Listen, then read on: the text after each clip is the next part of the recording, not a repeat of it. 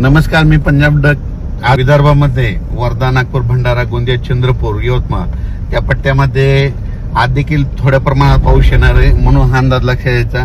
त्याच्यानंतर परभणी, हिंगोली, नांदेड या भागातील हळदीच्या शेतकऱ्यांनी राज्यात मात्र 15 मे ते 20 मेच्या दरम्यान मान्सून पूर्व चांगला काही ठिकाणी पावसाळ्यासारखं पाणी साचेल असा पाऊस पडणार आहे. त्याच्यामध्ये कोल्हापूर जिल्हा, सांगली जिल्हा, पुणे जिल्हा, अहिल्यानगर, धाराशिव जिल्हा, बीड जिल्हा, कडाष्टी, जामखेड, श्रीगोंदा,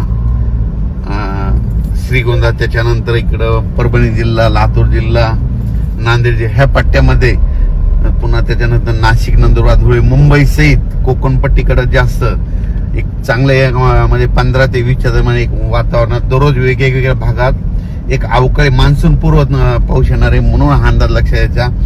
ज्यांना हळद लागवडीसाठी तुम्ही शेत तयार करून घ्या, कारण की एक चांगलं एक वातावरण तयार होणार आहे आणि त्याच्यामध्ये तुमच्या हळद असेल, मिरची लागवड असेल, त्याच्यामध्ये ते पोषक वातावरण ठरणार आहे, म्हणून हा अंदाज लक्षात यायचा.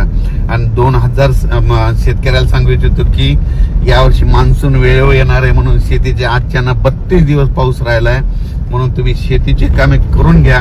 पावसाचं काम करणार, त्याच्यामुळे आपण आपले शेत तयार ठेवणं सगळ्यात महत्वाचं आहे, म्हणून हे सर्व शेतकऱ्यांनी लक्षात द्यायचं. स्थानिक वातावरणातून बऱ्याच ठिकाणी मान्सून पूर्व अवकाळी पाऊस येणार आहे. हे सर्व दूर नाही पडणार, फक्त तुरळक भागात म्हणजे विदर्भातच जास्त प्रमाण आहे, म्हणून हे लक्षात यायचं. आणि उत्तर महाराष्ट्रात देखील तुरळक ठिकाणी क्वचित ठिकाणी पडणार आहे, म्हणून हे लक्षात यायचं. त्याच्यात वातावरण खराब राहणार आहे. मान्सून पूर्व अवकाळीचा पाऊस आहे हे, पण 15 ते 20 मात्र चांगला पाऊस पडणार आहे, म्हणून हा अंदाज सर्व शेतकऱ्यांनी लक्षात घ्यायचा. अचानक वातावरण बदल झालं तर परत उद्याच्याला एक मेसेज दिला तर धन्यवाद.